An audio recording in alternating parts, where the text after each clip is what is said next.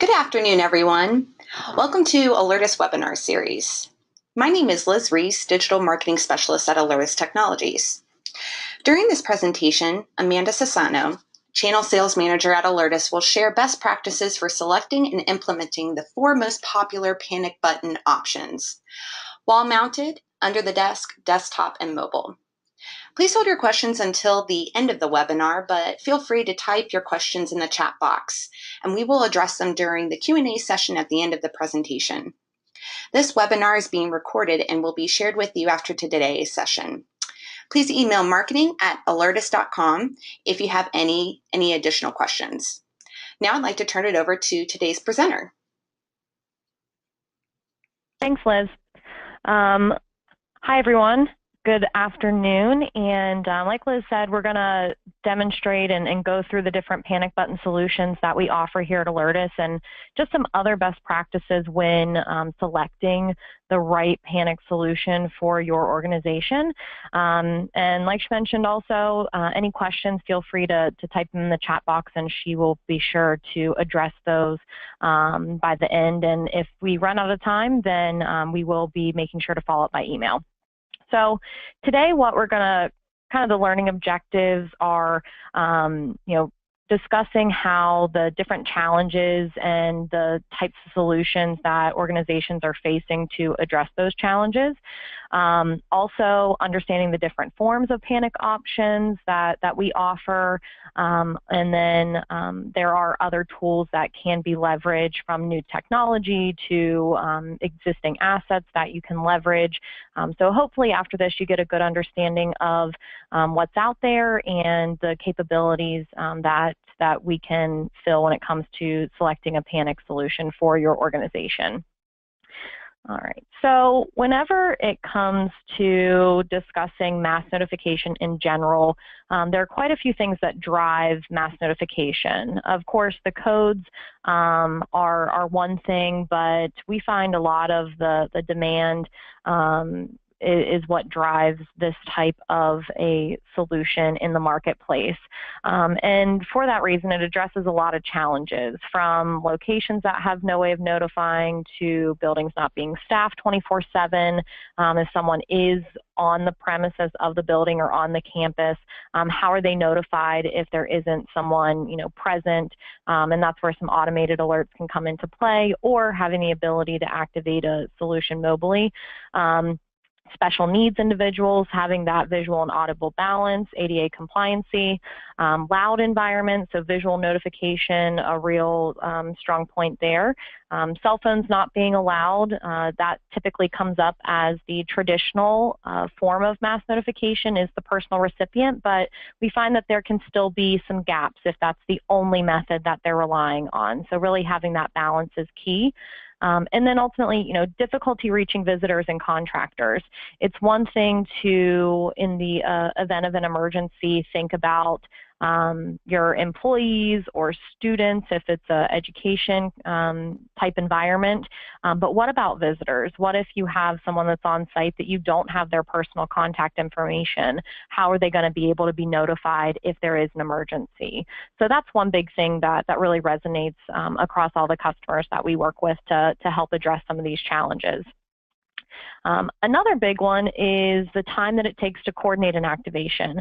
Whenever we work with, all types of throughout our customer base, this comes up as an issue because organizations have emergency assets or IT assets that they can leverage in the event of an emergency, but typically one person has the ability to activate one subset of that, has to call on another person. So it takes a lot of time to coordinate a true activation. And in today's world, unfortunately, minutes are too long. So it really does, whenever seconds count, having the ability to hit all of those assets at one time is really key. And that's where panic buttons come into play, because you can do a lot of work on the front end, address some of those situational type behaviors that you want the system to do, and take the thought process out of it in that multi-step process. So it is just, one-touch activation and being able to hit all of those emergency and IT assets.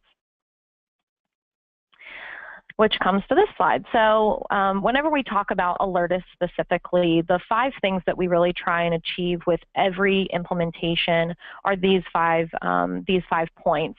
The main being single point of activation, having the ability to hit every asset that you have with a unified message in seconds, cutting down on that time, because that time is of the essence and precious and can prevent loss of life.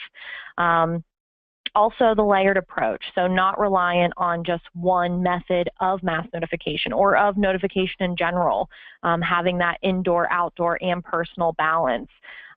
Also balance of visual and audible. If you have a special, people with special needs or, multilingual, it's really important to have that balance so that everyone is able to be notified through one way or another. Also, 2 of the big things that we focus on are integrating with all notification assets. So whether that's fire panels, PA systems, access control, cameras, even temperature sensors sometimes, there's a method and a way that we can integrate all of those assets so that you really have the ability to activate the system intelligibly and have that behavior already figured out on the front end, so that it doesn't take time to coordinate. And then ultimately filling in the gaps. So if you have, good audible coverage throughout the interior of the building, but you really don't have any visual, what are the areas that we can leverage to fill in those gaps to make sure that you still have that balance? Also, a lot of the customers that we work with already have a personal recipient mass notification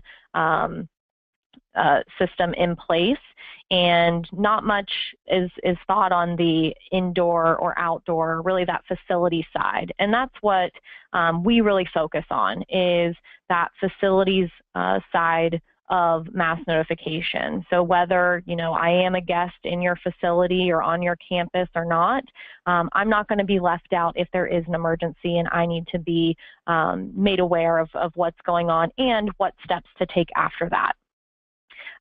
But the other thing that we do is we do leverage that existing technology. So if you have a personal notification device or personal notification system, we're able to leverage that and still create that unified message so that you are able to hit all of your assets at the same time, with that unified message.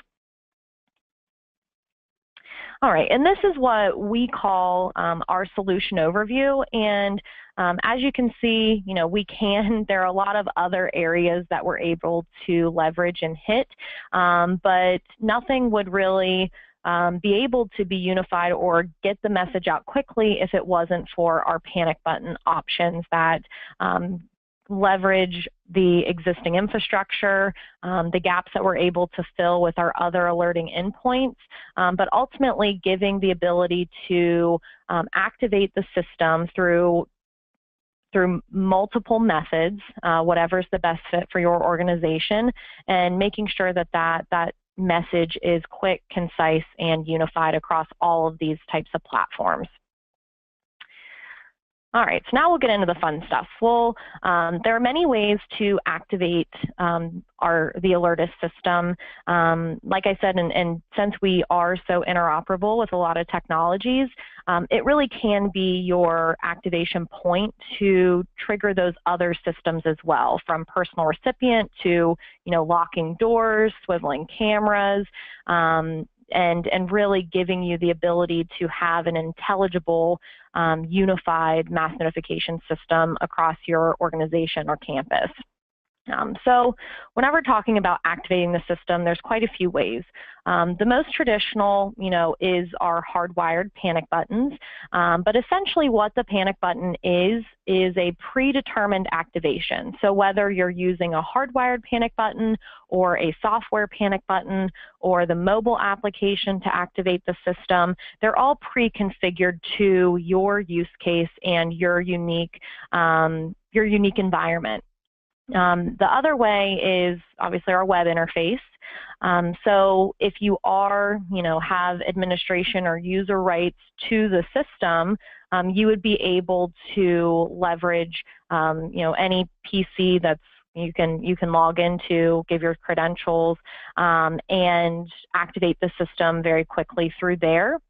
But essentially, it's the same thing where you have your presets, your custom activations, and they can be a lot of the thought process can be done on the front end before if something were to ever happen. So we'll go down through each of these, and I do have a couple live videos on this presentation that you'll be able to see a couple demonstrations. But first is the wall-mounted panic buttons. They are, typically wall-mounted. We can do a desk mount as well, but they're, clearly labeled, color-coded, and completely customized to the behavior that you would want to see if that button was pushed. One thing to mention is we're able to tailor these in really any way that you would need, whether that's activating a certain location or a certain group of devices. With that behavior, we're able to walk you through and help you to, one, think through those types of emergencies that are most important to your organization, most high urgency, and then what the best way is to implement that across the board. So obviously wall-mounted, very clear, very concise, quick and easy. You push the button and that behavior happens, whether it hits all of the desktop computers or in a campus environment, maybe it hits the library, locks that down, and evacuates all other buildings. You're able to, we help really sift through those situations and what you want your system to really look like. Like I mentioned, color-coded, labeled, these can be customized to the type of emergency that you're wanting to address. We have a lot nowadays that say active shooter on them. They're typically green, and the green's not up here, but that's not a standard. One thing about mass notification, whenever it comes to this type of technology, there aren't a whole lot of codes that are around it. It really is driven by the demand and, to be honest, the world we live in today. So it's able to be customized to that customer's need and application. The next one to talk about is our desktop panic buttons. And this was actually a new release, I believe, maybe in the spring is whenever it was launched, and it has been one of the most sought after products that we're able to deliver to our customers, because they can essentially turn any desktop or even laptop into an activation point. We have a couple different options when it comes to the desktop panic, whether that's a press for help, which you see here, or converting some of those activations into icons on the screen. In a lot of the financial industry, it's very common if someone is going to rob a bank, they pretty much know to look for someone pushing a button or pulling something under the desk. They wouldn't necessarily look at someone double-clicking their screen and sending out, an emergency alert to whoever that is pre-configured to go to. So in that environment, campus environments, not higher education, K through 12, there's a lot of verticals that are finding this to be a very natural fit to the situations that they're coming across and trying to overcome. So this is great, and I think this is the first video. So this will walk you through, this is an example of, first it'll be essentially the activations that you can have in those icons, you can also have in the system tray.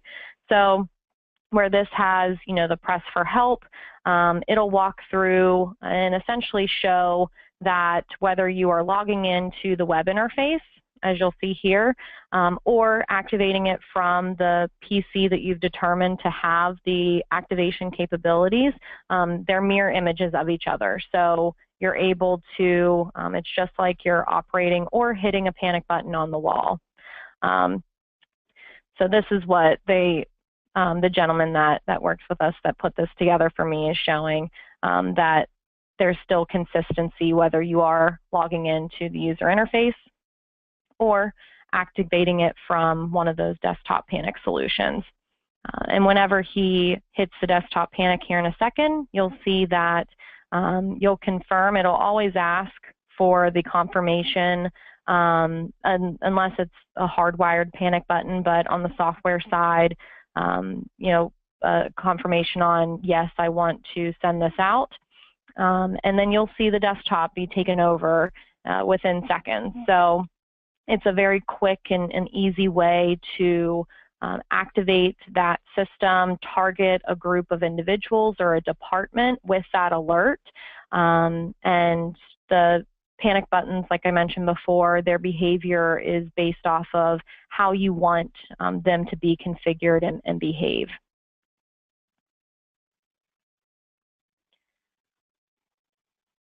Let's see here, he may show one up. And now he'll show from the icon.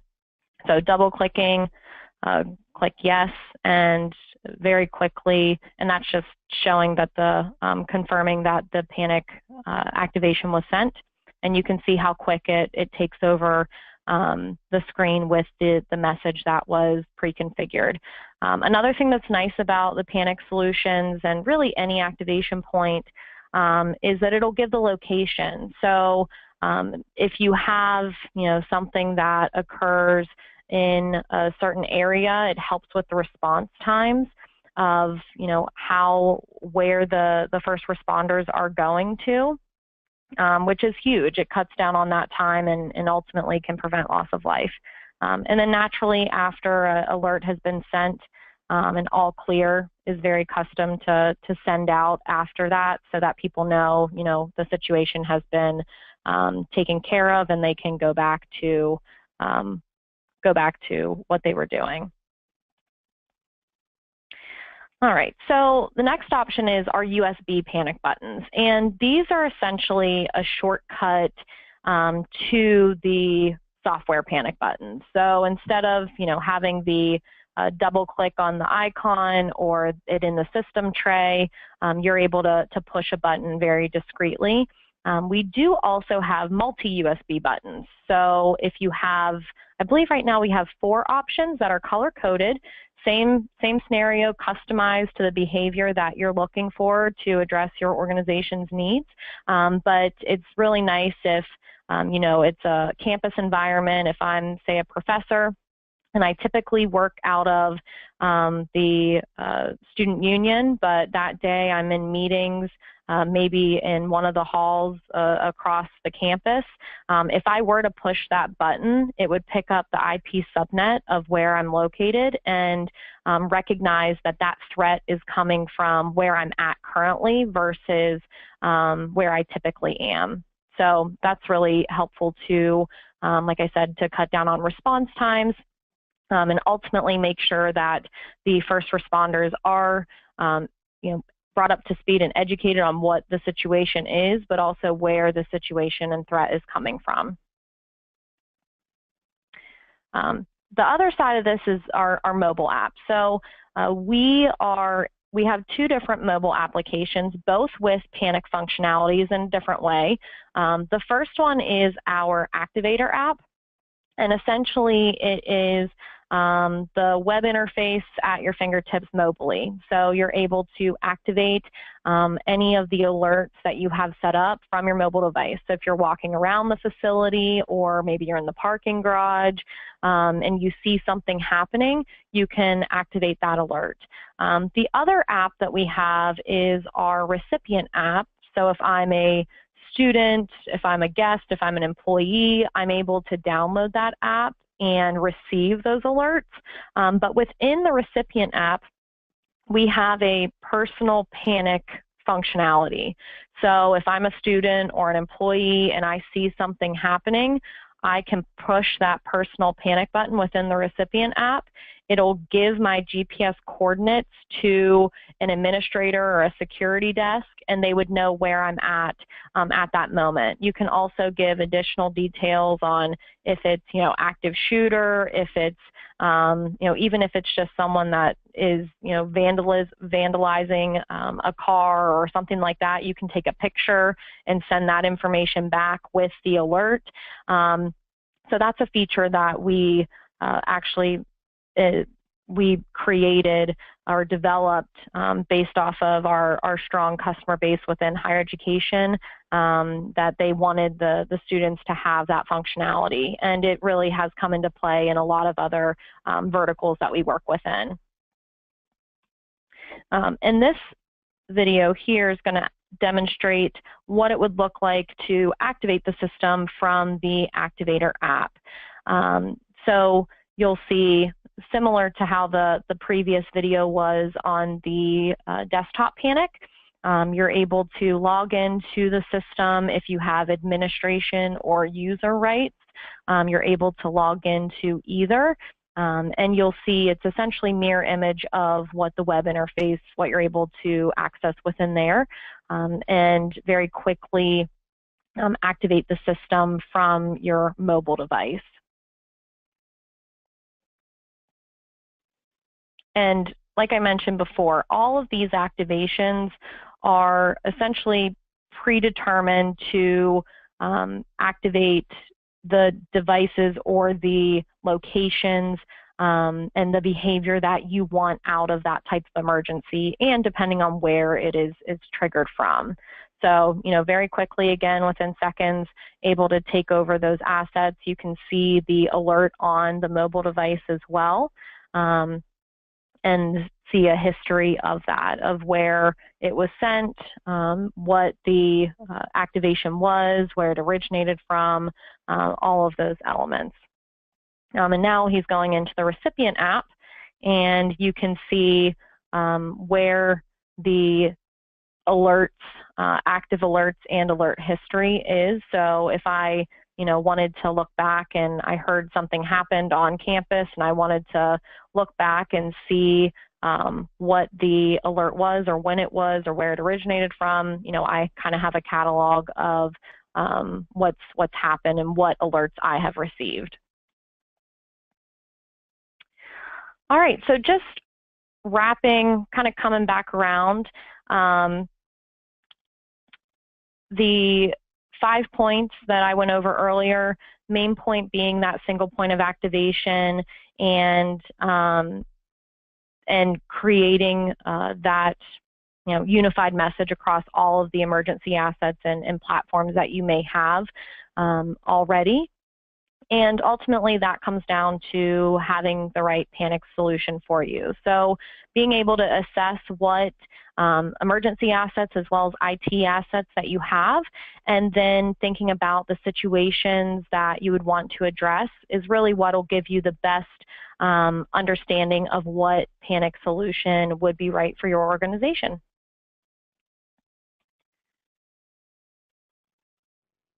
Great, thanks, Amanda. We are now beginning the Q&A session of our presentation. If you have a question, please submit them through the chat box or question box. If we do not get back to your question during this session, a representative will reach out to answer your question directly. A recording of this webinar will also be shared with you after today's presentation. Now let's begin with our first question. Our first question asks, can these Panic Button products integrate with non-Alertus products within existing infrastructure? Yes, they can. We've tied, essentially we're able to interface through a couple different ways. One being inputs, output. Well, the ways that we're able to interface are inputs, outputs, contact closures, and through our API. So those would be the ways that we have interfaced with, access control, CCTV, other types of systems that you may currently have. And then through our API, we're able to interface with other technologies like the personal recipient solutions, and some other kind of technologies that we have in the past. Okay, great. Thanks, Amanda. Our next question is, one second. With the desktop panic button feature, can you go over a little bit, maybe a little bit more in how does it locate the sender? I think we may have already touched on this earlier, but maybe to recap. Yeah, so within the desktop, there's a couple different ways. It could be through an Active Directory integration, where, if I'm logging into a PC with my credentials, it can recognize that. But with the USB panic button, specifically, it picks up the IP subnet because it is a network-based appliance. So that's how that particular panic button option would be able to be located. Now, on other types of devices, whether if it's a stationary laptop, that can be assigned a location, room 501, or however you want to kind of determine that internally. But that's typically with the USB button, it's IP subnet is what it picks up on. Okay, great. Thanks, Amanda. Our next question asks, what's the implementation process like for the wall-mounted panic button feature? I'm very eager to get them up quickly. So with the wall-mounted panic buttons, those actually tie into our alert beacon. So essentially the implementation, what that looks like is our team, we have a full implementation team that works with the end user or integrator to kind of nail down what the capabilities of that solution that they want, what that's going to look like with our scope of work document. And then the team builds the server software based off of that. And then if you do want panic buttons, they do tie into our alert beacons. We do have additional relay boards. So you can have multiple panic buttons tied to one with different behaviors. But as long as we have the information to build the software and configure those devices, then it's very quick and easy to send that to you. And then there's essentially a handoff training with the implementation team and technical team that trains you on how to use the web interface, how to configure, how we can configure those devices for the behavior that you're looking for. And then it's essentially, then the system operates however you want that to be configured. Okay, great. Thanks, Amanda. Our next question is the mobile panic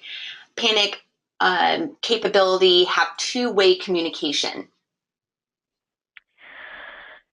At this point, it does not. That is something that our development is that's future stuff. But right now it is just one-way communication from whoever is pushing the personal panic button back to the security desk or campus police, whoever that recipient is of that information. Great. Our next question asks, and this might be more of a higher level question, but how are devices in general able to receive the alert notifications registered into the system? How do guests at a facility or on campus receive the alert? So we do have some customers that open the mobile app capabilities up to their guests. Majority of these are hospitality industry, where they essentially download the app and input a code that associates them with that, that organization to receive those alerts. So that's how, on the mobile app side, they would be able to receive those. But that's also where, with guests, we focus on that balance of visual and audible indoors and outdoors, so that if, say, you aren't utilizing the mobile app or you don't open it up to your guests, how else are they able to be notified? And that's where, you know, taking over visual displays from digital signs, cable TVs, desktop computers, to audible messages from the PA system integrated into the fire panel. You know, there are options whenever we're discussing what to do when focused on notifying guests. Okay, great. Our next question is, are there any specific requirements for using the desktop shortcut? Is that basically available for any user, or is it for the admin? What are there any specific technical requirements for having that the desktop shortcut on your desktop or laptop? That would be, there aren't any. That's all dependent on who you would want to give the ability to activate the system that way. So you can essentially assign any PC to be that activation point, and we don't limit you on how many of those you're able to have. So it really just depends on, you know, if you only want, say it's a K through 12 environment, and you only want the teachers to be able to use the press for help function and not have the shortcuts to the activations, you can do that. That's all kind of determined on the back end in the software and what capabilities you want opened up and where. Okay, great. Thanks, Amanda. Our next question asks, do you know if most schools have the wall-mounted panic buttons in just the administrative areas, or are they in public spaces like hallways or libraries as well? They typically are in administration areas, as well as in classrooms. You know, if they're on the wall in a classroom, that the teacher, you know, knows. And part of having a mass notification system and it working the way it's supposed to is that education factor to the staff and students that this is here for your safety and this is how you would use it if we had this type of situation. But there are instances where we do see you know, organizations mounting panic buttons in other areas outside of, you know, just behind closed doors, essentially. So we've seen it both ways, I guess, is the answer. Okay, great, thanks. Our next question asks, can the desktop alert, or shall I say, is the desktop alert, can it be customizable to how the recipients receive the message? Is it only the entire screen is taken over? Are there other options that, you know, that one can actually receive the message on a desktop or a laptop? So if it's the example of it taking over, well, let me back up. Traditionally, in an emergency situation, that's what you would reserve the full screen takeover for. We do have, within our desktop, we do have the ability to do customizable ticker modes, pop-ups that are video and audio enabled, but that's typically reserved for strategic communication. Different departments utilize it, HR, IT, facilities, and the full screen takeover is what is utilized for the emergency situation. That's just typically best practices for what we recommend. So in that scenario, yeah, it usually is the full screen takeover because it is that type of emergency, but we do see often that they utilize the other components of the desktop to get notification out. It just may not be, you know, an active shooter or lockdown scenario. Okay, great, thanks. Our next question asks, is there any particular requirement to how many beacons that need to be connected to a panic button? Can there be multiple alert beacons, or is it just one that needs to be connected to the panic button itself? So whenever it would just be one alert beacon. You can connect multiple panic buttons to one alert beacon, but and if you get outside of a certain number, we do have additional relay boards that we can attach to that. But it would just be one alert beacon, per panic button if that's what you were wanting. Great. Right. Our next question asks, 1 second. So we may have reached this earlier, but how customizable are the panic buttons? Is there any way to explain a little bit further? Can you create a custom event trigger to enhance the default panic button capabilities? So if I'm understanding the question, our panic buttons, there really isn't a default. They are completely customized to the behavior that you want them to have, whether it's, targeting specific devices or a specific location. That's completely customized to your needs.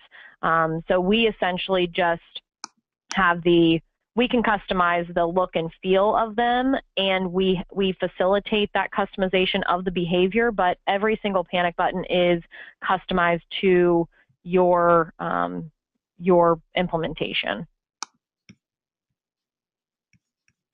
Okay, great. Thanks, Amanda. We have now concluded our Q&A session of our presentation. Again, if we did not get to your question, we will directly reach out to you with an answer. If you have any questions or need additional information, please feel free to email at marketing@alertus.com, and we will be happy to assist. If you're interested in upcoming webinars, please visit alertus.com/webinars to see the full schedule. Thank you for joining today's webinar, and look forward to hearing from you again soon.